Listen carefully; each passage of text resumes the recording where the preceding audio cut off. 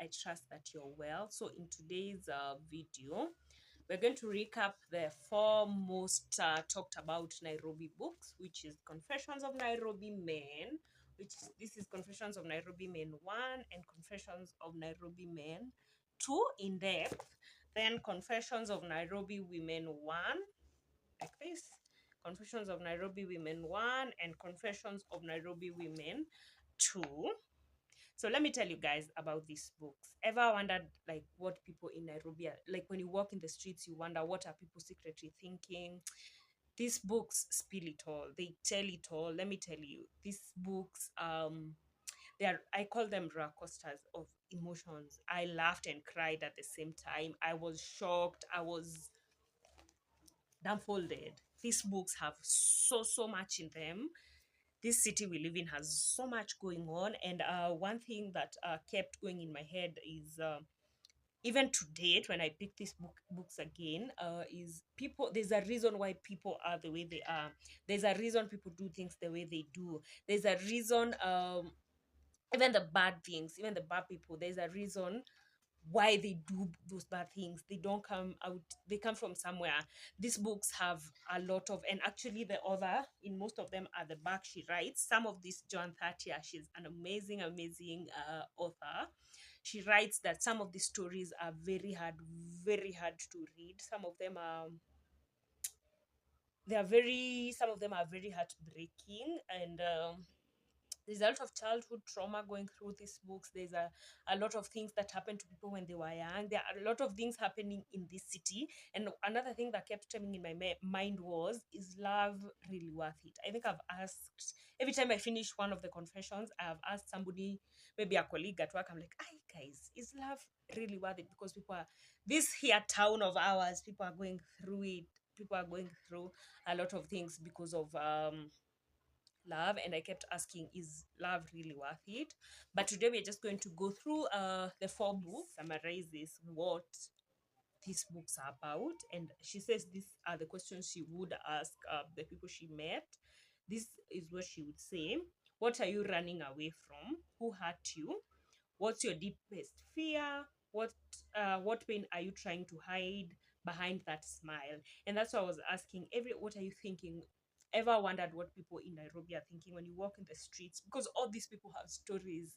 All these people have a reason why they're like that. And this is the question she kept asking. What are you running away from? Who hurt you? What's your deepest fear? What pain are you trying to hide behind that smile? And most of the time, she says, most of the time I silently wonder about all these things. Even ask, like, what are you running from? And when you dive deep into these books, that's when you understand these questions, because there are people who are the way they are today because of how they grew up. There are people who are the way they are today because of things that were done to them or happened to them or experience they had when they were children. There are people who are the way they are today because of their upbringing.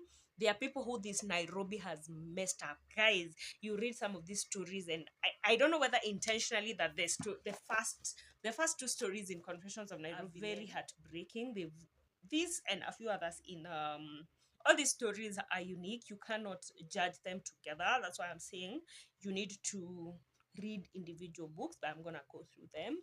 And one of the stories, what I do is this. I don't know whether you can see. So that every time I do a story, now when I read this is with pencil. I've gone over with a pencil. I don't know whether you can see because of the light. Yeah, that is better. I've gone over with a pencil. This is the contents of the stories. These are 11 of them in Confessions of Nairobi book 2. This is the most recent Confessions, came out last year. So I write the stories here, and I think we should start with the men.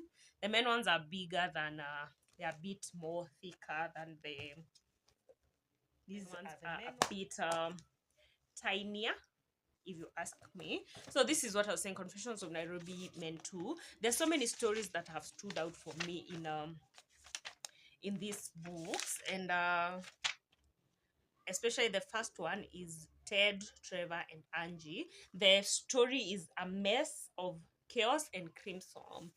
I don't want to preempt this story, but it's a story that has refused to leave me. And I mean, everybody who asked me about Confessions of Nairobi Men, I think I've told them about it because this guy was messed by love so much, by somebody he loved so much. And I don't know, another question I've been asking, I think I was asking a few of my friends, I was telling them, can you really know somebody fully? Like unaweza fika place unajua msee fully. Some of these stories, and there's a lot of secrets, there's a lot of double lives going on in Nairobi. There's a lot of, in all these books, there's a lot of side chick culture, which is something in Nairobi that we don't talk about enough, and people have come out to talk about it.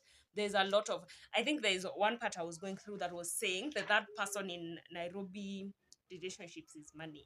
And I think we've had that long enough. But to what extent? Because there's a story in Confessions of Nairobi Men too, of this guy who goes into debt again and again and again. He goes deep into debt. I think the story is called An Ear with a Buddy, because I haven't forgotten the story. It was, yeah, it should be story number 9 in Confessions of Nairobi Men 2, An Ear with a Buddy.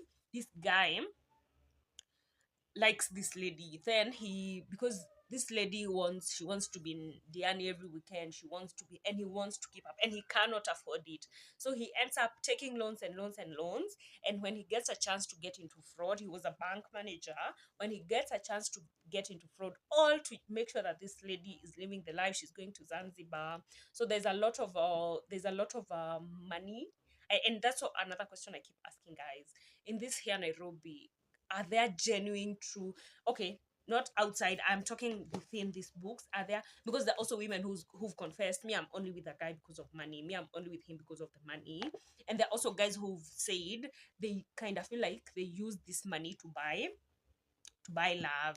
So I'm going to go through these books probably. Oh, the story of Trevor, Ted, and Angie. So Trevor, this guy's living in Gong. Just going to go through it. Then he has liked this lady. Then they go to visit the mom, and when they go out for a walk, they come back and find the lady he had brought home with the brother, and the guy is so furious, like ile beyond. Then he drives out with that anger, he drives out and knocks somebody, and the somebody he knocks with the car dies. Then a week later, or the mob in Amchapa. Then from there he's taken to hospital, then he's tried. Then when he comes back home, the thoughts of the person he killed in that moment of anger, like he hit with a car that's coming, nana cheesy, like their mental health is at stake. Like he was an upright guy, he had a beautiful life, but one day he meets this lady. And there's also another story that stuck with me. That is one because I it's so sorry. Also, the okay, story number 2, the narration number 2 is A Wounded Lion is Still a Lion. That's a story of these guys go to a party and so many things happen, and from there the guy is so broken. Then there's the blue Mazda, the Marvin and Cherry, like the lady drives the car into a ditch, and the children of this man dies, all in the name of revenge. And I also had another thing. When you read these two books, there's a lot of especially I think even Nairobi, Confession of Nairobi Women. And now this is what saddens me, because these are marriages. Relationships ni sawa, like here and there. But marriages, there are people who are confessing these are not his children. There's also a story in Confessions of Nairobi Men 1 that this I think it's story number 1. It should be. I've also done the same thing here. George, Philip, and the 3 kids in the Syokimau house. So this guy, alikuanga too suspicious. Then he decides to confirm and finds all the 3 kids are not his. And when he asks the wife, she finds her hanging in the house they were building in Syokimau. She's gone. And now he's left with 3 beautiful children who don't belong to him, who he doesn't know. One of the children, the first child, is from his best friend. Then the other 2 they don't know. Like that is what saddened me. And actually, I've picked up these books again, and a flash of frustration has hit me, because I'm like, wow. What makes them even now difficult to read is the fact that they are real life stories. One story of a man who has a whole new family elsewhere, and he has a side chick somewhere, and he has to he keeps telling the wife that he's traveling for work. Kumbe he travels to go see the side chick. Then there's also another story that really broke me, of this lady meets this guy at the airport. They are like anashindangwa do ya huyu mtu inatokanga wapi. Then all of a sudden she's in hospital, like the guy spikes his drink, then she's in hospital. Then the day she comes back, she finds this guy in her house has brought somebody, and when she confronts, she takes a bottle of wine, breaks it, and then anadunga huo dem hapa. Then she's arrested because the lady, I think the lady died, the one she was assaulted. This is your, like, you just meet somebody one day, 3 days later you're in prison, like your life has turned. Let me tell you, guys, this here Nairobi. And I think one question we need to ask, are we okay? Because I don't know. And I think this exposes the struggles of modern day dating, especially in Nairobi, because everybody, nobody wants to be played, but people are playing. Like nobody wants to be played, but people are playing. Like it's a whole toxic cycle of you hurt me, I hurt you back. You hurt me, you project. It's a and true. These books made me think there are guys with a whole new families that their wives don't know about, and hey, double lives in this Nairobi, double lives. Then there's another story that really broke me. This one, it was of this guy. Oh, the nightlife, the woman of God. Okay, some of these stories are tough to read. Then the others are just a whole set of, hey guys, because this guy works for this famous woman of God, but it's crazy. Just go read the story because you're like, hey, hey. Then there's a story of this lady. Akibi people, let me tell you, when women decide to revenge, there's a story of this woman. She kidnaps herself, then that calls the husband to ask for money, and he keeps sending until this one. I don't know why I'm laughing, because he keeps sending money. She will just decide she's not going home from work today. Then she tells some guys to call the husband and tell them, hi, I've been kidnapped. Then he sends money. Then she comes back the following day, and the guy is asking, why are you not shaken? Why are you not scared? And he's like, no, they didn't do anything to me. Like, in Nairobi. Then the unfortunate part is that this lady decides to eliminate the husband, but now somehow some of the guys who've been given the job, I think hakuwa na walipa poa, so they decided to expose her. It's very unfortunate. Like, why would you want to do that to a person you have children with? But anyway, guys, these books, this Nairobi has so much going on. And so the main themes of both Confessions of Nairobi Men and Confessions of both of them, and Confessions of Nairobi Women, both of them, the first one is dating. Like, there's a lot of dating for survival in Nairobi, and people have like admitted in these books, like me, I'm only dating him for my money. And there are women who are just like, okay, I know I'm wasting your time, which is very unfortunate. Another theme is revenge. Hey, people are on revenge missions in this town, and it's very unfortunate. It's something I found very, very unfortunate. Like, because some of this revenge, there's a lot of violence involved. There's also a lot of emotional struggles, and some of them are linked to childhood trauma, or things that happen to people growing up, events that shaped them. There's also the marriage wahala. Hey, that is, I think now that is what kept me thinking, oh my goodness, what is happening? Because some of the confessions of married people, there's this guy who knows that the wife is that one is overlooked. The guy is prominent, but he knows the wife is cheating with a loctician in Umoja. That is in Confessions of Nairobi Men 1. This one. Confessions of Nairobi Men 1. The guy knows, but yeah, there's a lot of stories. What, and that's why some of these stories they're very personal. And the reason I actually don't want to dwell into the stories, because they're very, very personal, and I don't want to preempt people's struggles in such a way that there is this guy who explains, like, the wife dies at childbirth and he's left with this child, but there's also a lot of damage that happened to him growing up, and you have to unlearn that so that you become a better father.